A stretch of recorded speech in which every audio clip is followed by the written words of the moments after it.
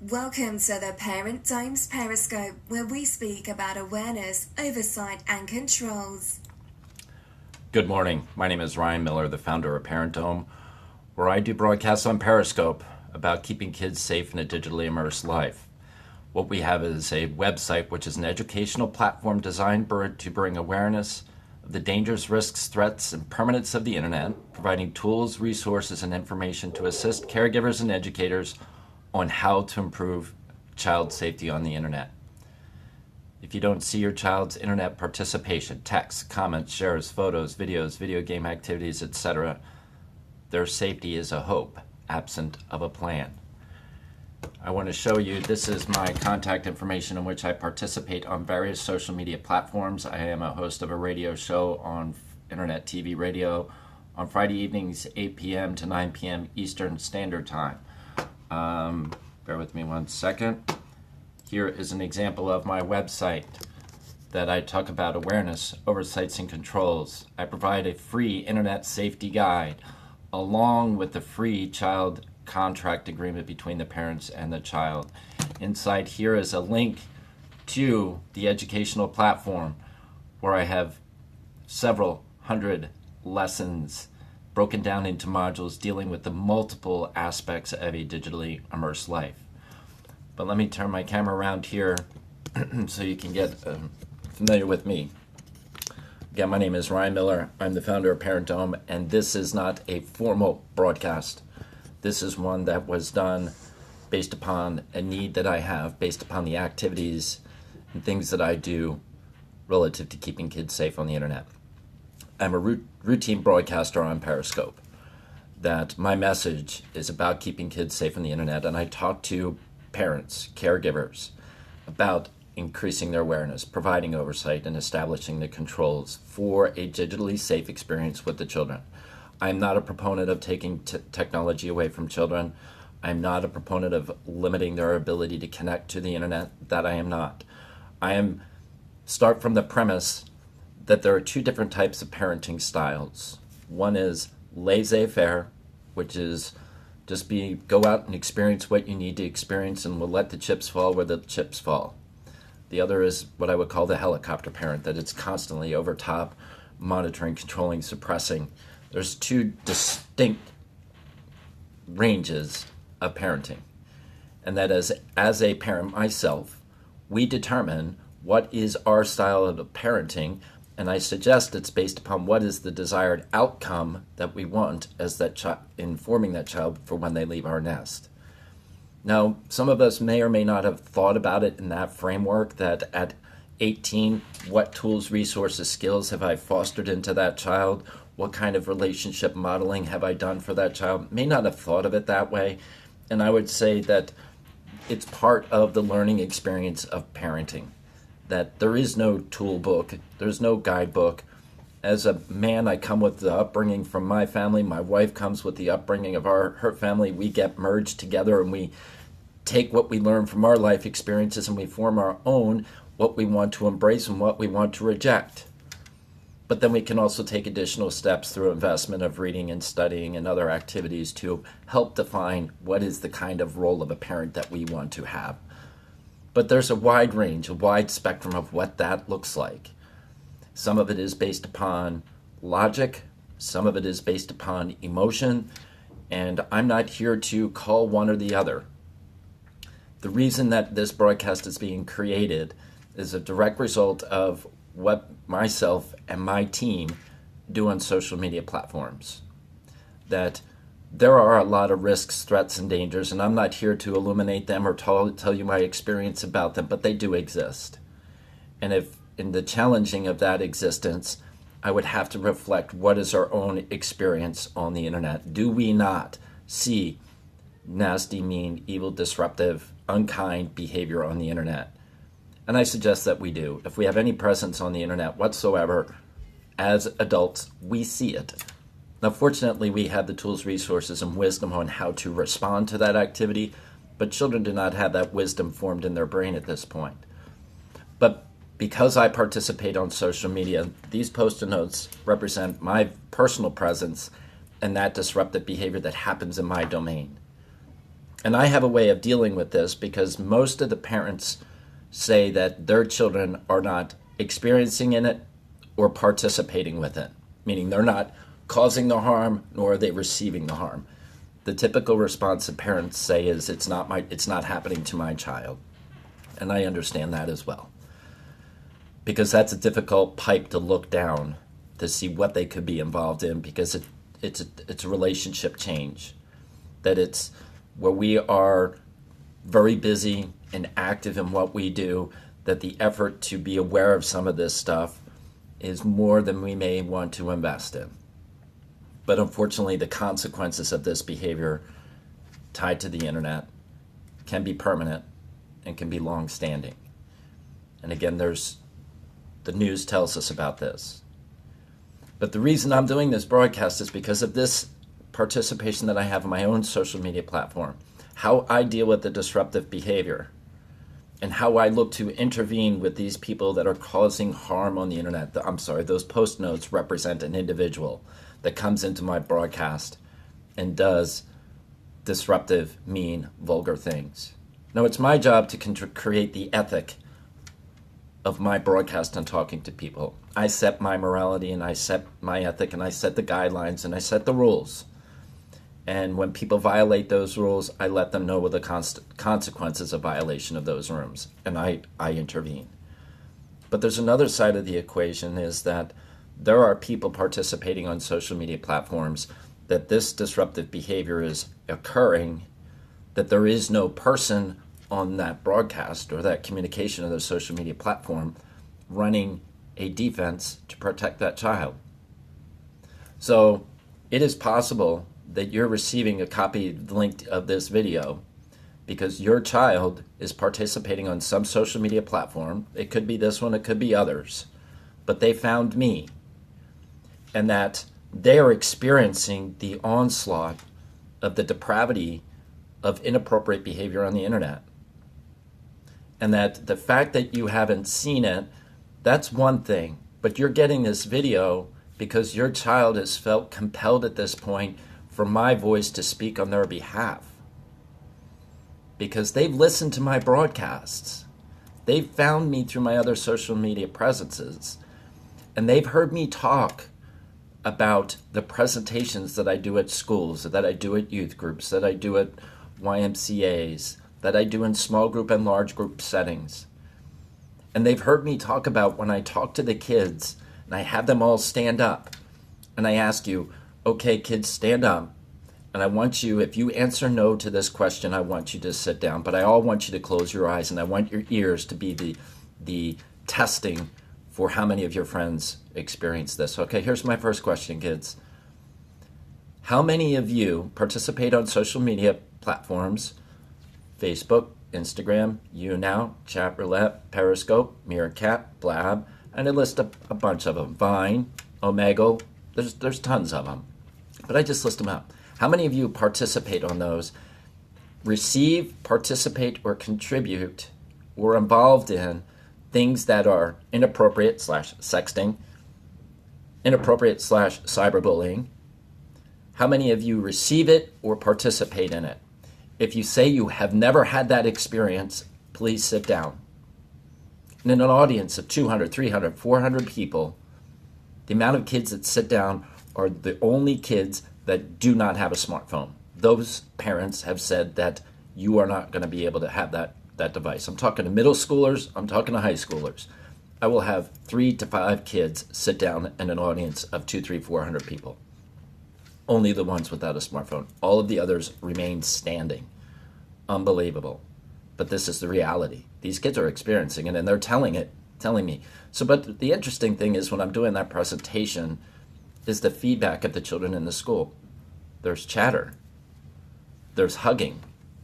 There's awareness that they're like, oh my gosh, everybody has this happening.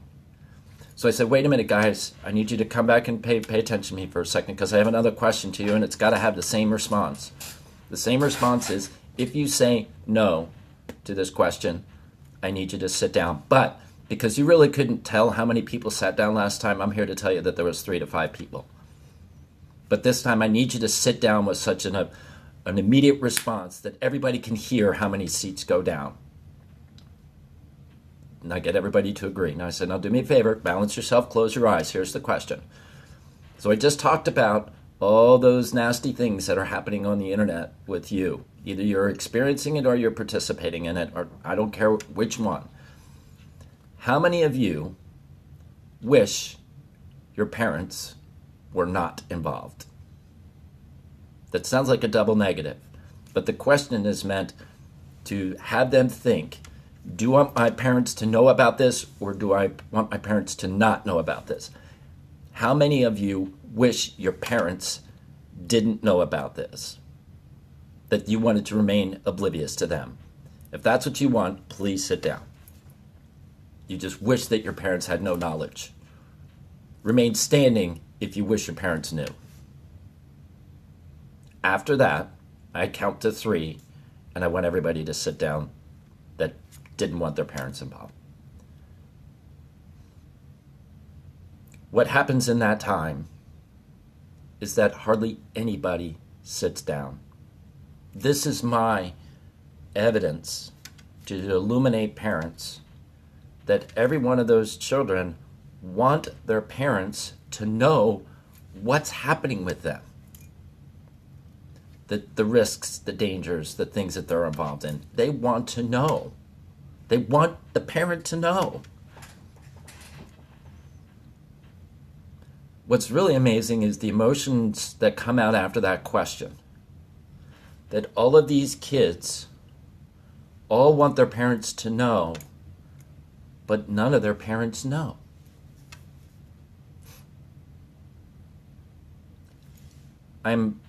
You may be receiving this broadcast because your child wants you to know.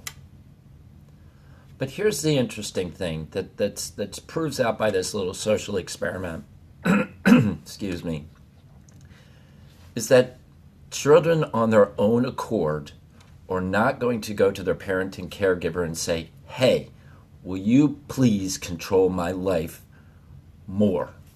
Will you please restrict my privacy? The child is not going to do that because they're going to take the freedom that you give them and to the max degree, and they're going to stretch it further. That's part of child development. That in the playground, that's the boundaries in which they're going to play. Yes, they're going to jump out. They're going to navigate away. But absent of that framework, we don't know that they've jumped out. So the kids are saying, I can't go to my parents and say, oh, by the way, please provide oversight. Please have an issue with my privacy. But what the kids are saying privately in small groups, and this is the painful part, and this is consistent through all. And the catalyst for this broadcast is what one person said. I wish my parents cared and loved me enough to want to keep me safe. That's a very tough thing to hear in a small group. It's tough to hear that's the resounding message in an audience of children. It's a very difficult thing to hear as somebody who is desirous to want to keep these children safe. But the challenge is that parents are having a bunch of conflicting messages in their head. They believe that there's an invasion of their child's privacy, that if they put these restrictions or have oversight, they believe this is an invasion of privacy. They believe that having a level of oversight is going to be more work, and it's going to require continual intervention and action and monitoring on their behalf. And they fear that, one, they're not technologically equipped, and they will not have enough time on how to do that. And they're not aware of the tips, tools, and tricks that the kids are using to further hide things from their parents' visibility for whatever structure they may have put in place. So kids are very crafty. So I'm, as a someone that's coming to you in the belief that your child is asking you to listen to what I say, I'm here to say that your child desires for you to keep them safe. And there are things that can take place inside your home today that are just minor behavioral tweaks, minor things that can take place that are not time burdens, and that this internet connected life can be a shared experience and not an isolated experience. And I want to share with you a couple of symptoms just to give you an indication as to where this path leads. And it really starts with at what age you give your child unsupervised access to the internet. And when I say unsupervised, putting a computer in the same room is not supervision. That's not observation. That's proximity. That unless you're seeing who your child is interacting with on that device, you're creating a story as to who they're interacting with that device. So at a young age, children are gaining access to tools such as Webkinz or Club Penguin, which happen to be the two software programs with the highest concentration of sexual predators for children. And that your children are interacting with characters that are hidden behind an email address by some sexual predator that is grooming your child. And that's a word, grooming.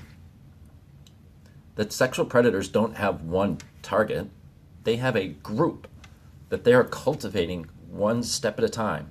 And they're not looking for a particular event to happen at a time, but they know through the cultivation of their crop that they will yield a harvest sometime, because they will manage and groom multiple platforms, multiple people, that they will reap a harvest at some point.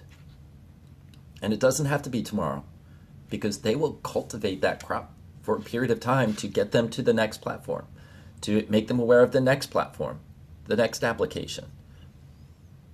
And they can take them private. Not seeing that does not mean it doesn't occur. The fact that you don't see that interaction taking place, you cannot possibly make the assumption that it's not happening. I'm here to suggest to you, if you were to sit beside your child and watch that communication, it will become visible to you, because now I've drawn your attention to it. And you will recognize these characters interacting with other characters have language and words and terms that are adult and mature, that are inappropriate for a child, that are flirtatious, temptation, questioning. But it requires you to see it, to put the pieces together to understand what is happening. So the first thing that I talk about is awareness of the dangerous risks and threats. But assuming that you can navigate and understand that digital pathway of bidirectional communication on a touchscreen device, on a smart TV, on a tablet, on the smartphone, or even a video game, is an entry point for people that may have a counter moral and ethical objective in your child's raising. The awareness is that alone. Now comes the oversight. When I was saying that the proximity is not oversight, that depending upon when you put that technology in a child's hands, it is your legal device. There's a legal contract between you as a parent, the device that you've purchased, the pathway that you're buying, the cellular carrier, your internet service provider. You as an adult are able to sign that document, to click that I agree, or to agree to those terms of service. That's a legal binding contract. The fact that you've taken that contract agreement and transferred that responsibility to a minor, and that they may download things that are illegal. You cannot have a contract with a minor, but they can download things because they can click that I agree button just as fast as you can. They can agree to terms of service just as fast as you can. But you're not a minor. You can have a contractual relationship. You've transferred that obligation to the child, so they're making an agreement on your behalf. So anything that they do, say, or participate is ultimately your legal responsibility. So the fact that you may not be aware of what they're doing and clicking those, or maybe you do, maybe you've restricted the ability for those apps, but your visibility is just looking at their history, but you're not seeing what they know, like, share, photo, comment, video. You have no visibility as to what that is. You can't make an assumption as to whether they're safe or not safe because you don't have any evidence that supports the claim. So the oversight piece is, based upon your age of your child, you have eyes on everything that they do. Initially, you limit what they have access to, and you have visibility on what they do. And that you determine what their reasoning skills are, what their ability to navigate certain pitfalls, we'll call those landmines, that they could encounter. And that you expand their visibility or experience based upon their responsibility and maturity, but that's only based upon evidentiary verification. Because not only are there landmines, which is, someone else uses that term, these are things that you can come upon that could be inappropriate and blow up on you. I can unintentionally hit a website that can blow up and cause harm, get you spyware, it could be inappropriate content. But there's the other aspect of the communication, and that's that coming into you. The missiles that are lobbed into you that are coming in from inappropriate behavior, which I have countless of that happening as an adult. But these people that are trying to cause harm and attack your child with inappropriate and disruptive comments. And not seeing that, again, doesn't mean it doesn't exist. So I talk about the awareness, and then I talk about the oversight, and then the third piece is about the controls. These are the things that are available to you today in your smartphone device, in your tablet, in your internet service provider contract. These are the pre-default parental controls that you can have your internet connection shut down at your router at 9 o'clock at night because it's bedtime. You can have your wireless shut off on your cell phone at 9 o'clock at night because it's bedtime. You don't need to have an interaction with your child. Get off your phone, get off your phone, get off your phone. That it's only on when you determine it to be on and you shut it off when it's supposed to be shut off. That you don't have to trust your child, that you can experiment with your trusting your child. You shut it off at 9:15 and you tell them 9 o'clock and see if they take that 15 minutes before they come in and to you complain. This is all up to your own personal parenting style, but those hard stops are available to you. That you can discreetly restrict which applications your child can get onto. My website, parentdome.com, is intended to be a one-stop destination for parents. I help you navigate the conversation with your children at different ages. I talk about what does that conversation look like. That your child is bringing this to you anonymously, and they haven't seen this video. But I'm telling you as the parent that if we use more words and we have a conversation with our child, we can use some very powerful words in having a major shift in the relationship with the child, which may bring you both tremendous joy. Because this lifeline that's coming into you right now is because they are in pain and they want your attention in addressing the pain. So I want to say that using more words is a beautiful thing. That after hearing my video, I invite you to explore the parentdome.com website and how I walk through this this conversation, and I'll model it for you. That child, son, daughter, first of all, I got to tell you I love you and I'm very proud of you. That you're bringing something to our attention that we weren't aware of. And we're parents. We make mistakes and we benefit from listening to wise people. And something that's been brought to our attention that needed our attention. Because we don't know what we don't know, and I'm thankful that there's other people out there that can help us increase our awareness. So first thing, I got to tell you I love you. Secondly, we want to talk to you about how we can be better parents for you in keeping you safe and allowing you the joy and benefit and the experience and the value and power and depth of the internet. But we want that, but at the same time, we were not aware of the dangers, risks, and threats, and age appropriately, of course. I'm just modeling a conversation. And that right now, we don't want you to change anything with what you're doing on the internet. You're doing what you're doing, and this is a new thing for us. But what we want to do is to take the first step. We want to take one day, and we want to see what you do and how you do it on the internet, on your smartphone, on your tablet, whatever it is. And you just allow them to show you the applications that they use and what that experience looks like. And you make no action at that point, because you've already given them access to, and you don't want to pull it. You don't want your child to be pushing back in rebellion, because this is coming from a position of love. I'm interacting with this disruptive behavior from a position of love. These are children, they're not orphans. This is inappropriate behavior coming from somebody's child, and I'm coming at it from love. The reason this is coming to you, it's because of the love that I have for somebody else's child, that I want to keep them safe. The dangers, risks, and threats are real to me because they hit my dashboard every single day. And you hear it in my voice that I'm passionate about this because I am saddened by the trauma and horror and the permanence of what is happening, which you may only see it in the news, but I see it in my Twitter feed, I see it on my social media profile, and parents contact me desperately to intervene, or when it's gone too far, they want to know, Ryan, can you tell us what my child's social media profile was before, because they just took their life? That's horrible. That's horrible. And I can't really do that for them because I need to let parents grieve the loss of their child, and that when they have the time on their own to go back and see what happened, that's a very, very sad day. It's a very sad day. So you come from a position of love. You're not going to implement change day one, but you've had a dialogue with your child that I love you and I want to be a parent in keeping you safe. So show us what this looks like now.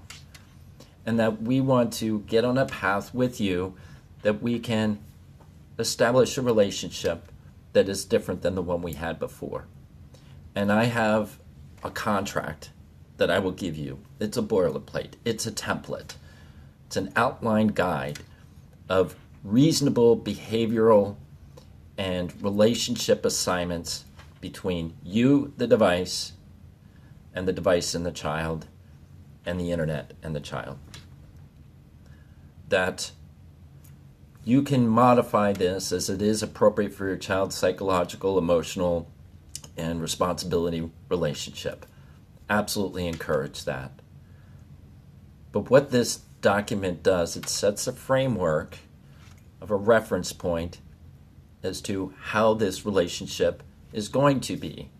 Not how it should have been and how it could be, but how it's going to be.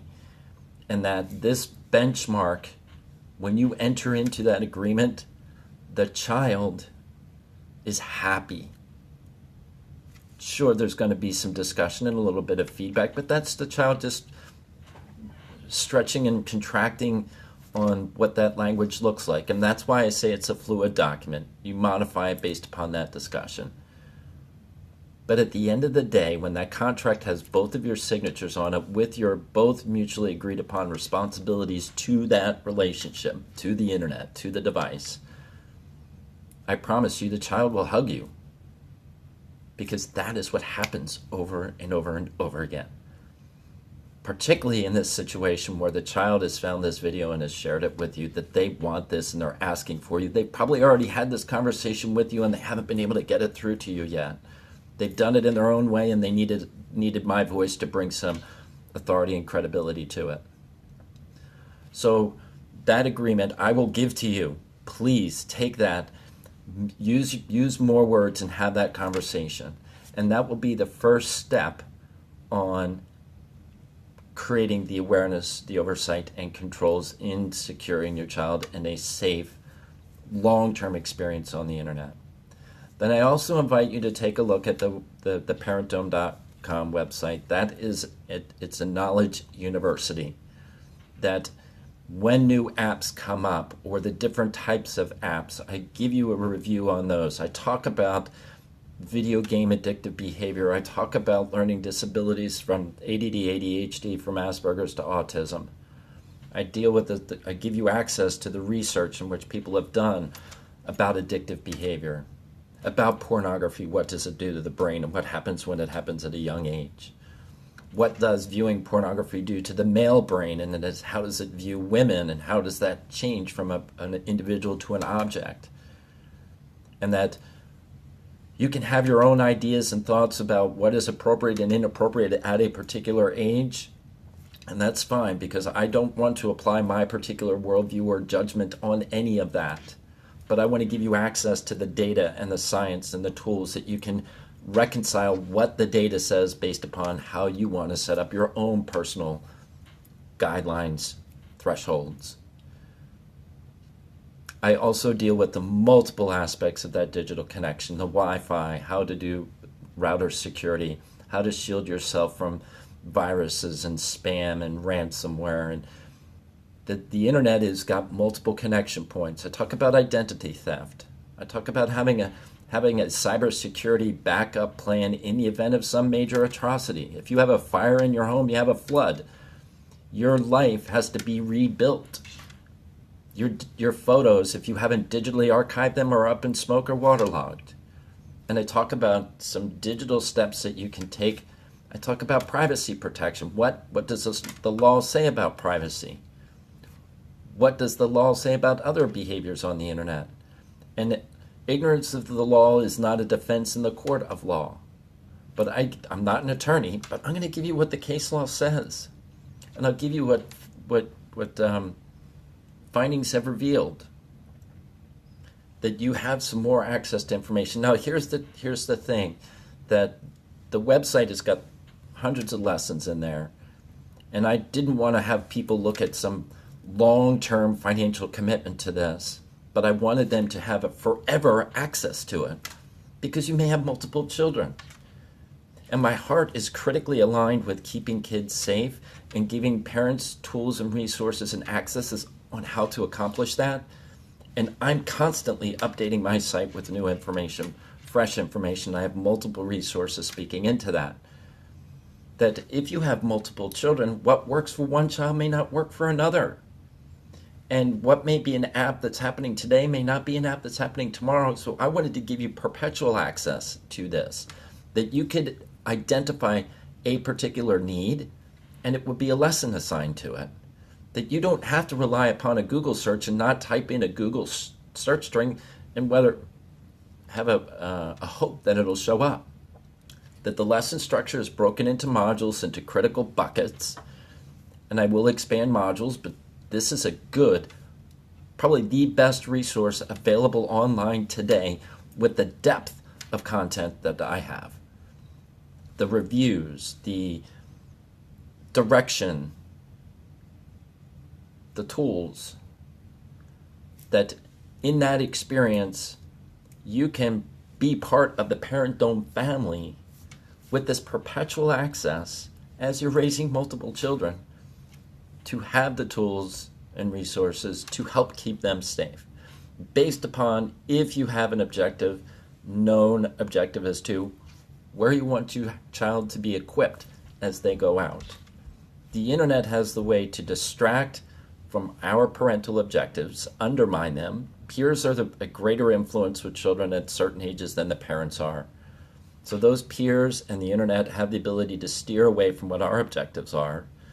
And if we have the ability to intervene that to get them back on our course, that's a great thing for us to consider. So please understand the intention of this communication. I have so many broadcasts that I have a library, 300 and some odd videos in my library, access to my content, podcasts, interviews. This is all available to you, and please remain anonymous. That I am merely an access point for you, that your child has made you aware of, that they're asking for help. And they're bringing me to you. I'm not coming to you. They're bringing me.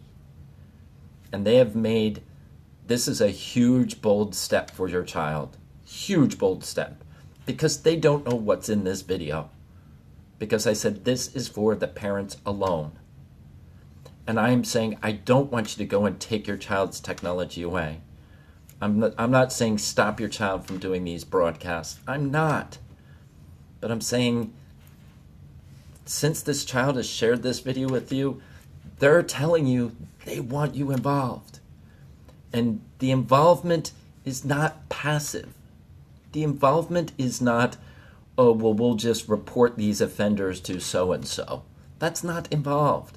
That's pushing off the responsibility to someone else to fix a problem that you don't want to address. And it's not, that problem doesn't disappear. You just kick the can down the road. That what the child is asking for is, can you participate with me in this to make sure I'm safe? Now, they're naturally not going to want you to do that, and they're not going to ask you to do it. But that's a parental force that you can say, you know what, this is something that I just learned about. I see that this is bad. Let's find a way that we can do this together that you can still enjoy it. And that I will carve out 15 minutes, 20 minutes a day for you to do this activity on this platform, and I will sit right beside you. And that will be a great bonding experience for your child, has the ability to keep them safe, and that you find a way for that not to happen without your visibility, because that evil stuff still comes in. So I'm hopeful that you are taking my message in the spirit and intention which is behind it. That this video is coming to you at the request of your child. They got my link and they're sharing it with you because they want to be, they kind of wanted you to find this without them bringing it to the table. That's what they really wanted. They wanted you to find me instead of me find them. And I think if you were to able to couch this conversation with them, that you got this video link, but you did your own checking about what I talk about so you could be more prepared in talking to your children. Because the many kids that may be sharing this video are part of this experience, ones that have been disruptive. These are also ones that are experiencing enough difficulty on the internet that require myself and several others to help come in and step and be protective. And I have no hesitation sharing the names, but the names are known. Your children know these 4, 5, 6 people that come into their social media experience and are the defenders of your child and the evils that are out there. And if your child were to ask, do you know these people?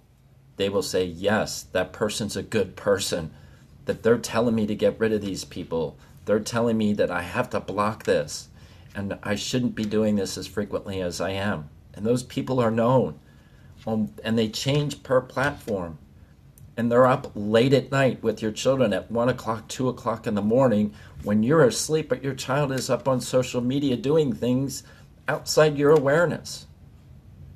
And these adults could be many time zones separate from your child, are still out there trying to protect your children while you're asleep. Thank heavens we exist. I'm not trying to toot our own horn, but I'm hopeful that this has the ability to get your eyes and attention, that we don't have to invest so much time in trying to protect your children, that we can go on to the next child, and we can go on to the next child, that this video will get to those that need it most, and it will be circulated and shared, that parents will take that responsibility to protect their children before the evidence. I mentioned that I was going to share some of the symptoms, and I think that's an important thing to do. Because when that technology is in your child's hands, there's a couple of things that start happening which are symptomatic. I'm not talking about evidence. The evidence is something else. But the symptoms are your child's language starts to change. Their communication style changes. That happens when they watch certain TV broadcasts, that they start mimicking the behavior on TV. Well, they start mimicking the behavior on social media as well. So there's a language shift. All of a sudden, where profanity was kind of off limits, now may start encroaching, and it may elevate in frequency. The amount of time that you see your child face to face gets less and less.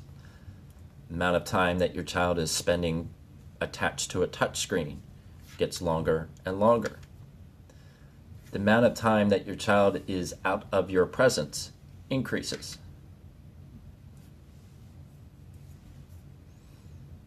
Those are the symptoms. The evidence is their behavior starts changing. They become more defensive, become more argumentative. When this stuff on their broadcast starts getting really bad, they get depressed. They start sending you signals that this is not good. Their sleep is disrupted. They're not able to get to sleep at normal hours. That their self-worth is not derived inside their house, and it's not derived in their own personal relationship that they have with themselves, with you, and with their friends. Their self-worth is measured based upon their visibility on social media. I call that the external identity locus. That they're getting value based upon how many people are following them, how many people are commenting or sharing or hearting or favoriting. That their social media celebrity is where they get their measurement of self-worth, which is an illusion. It's complete fantasy because it's not real celebrity. The majority of the people that are recognizing these people have ulterior motives. And you don't have to believe me. If you look at the evidence behind, you look at the history, you will see that for yourself. But then there's other things that start happening. The more evidence is that they start getting a little depressed because some of this stuff gets overwhelming, gets completely overwhelming. So depression, symptoms of depression start to set in. Now they're getting more and more harm, and then another behavior starts to manifest it, that they need to create pain to hide from some of the pain that they're experiencing. Now you just have to need to ask your local schools where your children go to school as to what is the frequency in which children are cutting themselves. That cutting behavior is a creation of pain to hide from the other pain that they've got in other areas. So the cutting happens. You may not see it evidence on their body, but kids are pretty good as to where they can hide those cuts. But go to school and ask them. Ask the school psychologist. Ask the school counselor. What is the rate? Ask the school nurse. What's the frequency of cutting in the school? Ask the school principal. That's where it starts to get pretty bad. But then you have children start experimenting with pranks and the edgier stuff of YouTube, now celebrityism, Instagram famousness. That they're doing things that are a little bit more dangerous than the truth or dare prank scenario. That they experiment with things like the asphyxiation game because it gives them a rush and they can do it on video and they have all these people applauding it. But that's experimenting with their lives at this point. And then, worst of all, is those things that happen through all of that combination of that evidence mounting without any visibility, without any intervention, that the worst thing happens. And I'll let you draw your conclusion on what that is. I pray that you have visibility on the symptoms. I pray that you do. I pray that you have some awareness as to what that evidence is that I'm talking about, and I'm hoping you catch it soon. I hope this broadcast gives you the ability to see that this is not make-believe. This is where we had in the 60s, 70s, 80s, the latchkey kid. That they were sat in front of a TV and they were just dealing with programming information. Well, today the latchkey kid has been replaced with the touchscreen kid. But this device and power is not one-directional, it's bi-directional. And absence of understanding what your child's experience with that is based upon evidence, not the story we tell ourselves, the evidence that we see, the knows, the likes, the shares, the comments, the videos, the photos, in series, in duration. If your child is broadcasting 4 hours a day, and you have no visibility into 5 minutes of 4 hours worth of content? You can't draw an example of 5 minutes based upon 4 hours worth of activity. It's not possible. Sit in there, watch it, see what that looks like. Taste it, feel it, because that's what your children are consuming. That's what they're participating in. That's when they're engaging. Stick with it for a while just so you can get some verification to either you accept what I'm saying and you're willing to take that challenge and see, or at least be honest with yourselves that Ryan Miller, you're sensationalizing this. And it's not my child, and there's nothing wrong going on in this household. Even though I'm not going to look at it, and even though I'm not going to verify it, screw you. Because you're just trying to do whatever you're trying to do. You can totally do that. I will tell you that this behavior, I pray, does not have the consequences of all those that I deal with. Because kids are not getting scholarships to school because of those photos that are out there. Kids are not getting jobs because they have the upside down keg stands and smoking pot in college. The permanence is there. It doesn't disappear. Your child that may be doing live broadcasts with the people taking screen images, they have a plan for that. And it doesn't involve you. It doesn't involve you. They have a plan with those pictures. They have a plan with those videos that they're downloading. And absent of you, there's no way to stop it. And if you don't believe me, just go set up your own personal ask.fm account. Just set that up and pretend you're a child and tell me that this doesn't happen. Set up that account for 10 days. And just communicate on that account, ask.fm, for 10 days. And come back to me and say, everything you say is a bunch of bunk.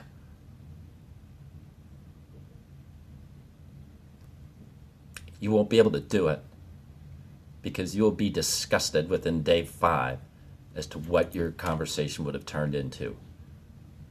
And if your child has Ask FM on your phone, just go back and read what they've got on Ask FM. You won't even have to set up your account because it's already happening to your child. So please understand the spirit and intent that this was meant to be from your child to you, to make you aware of me, to help them. This is not about you.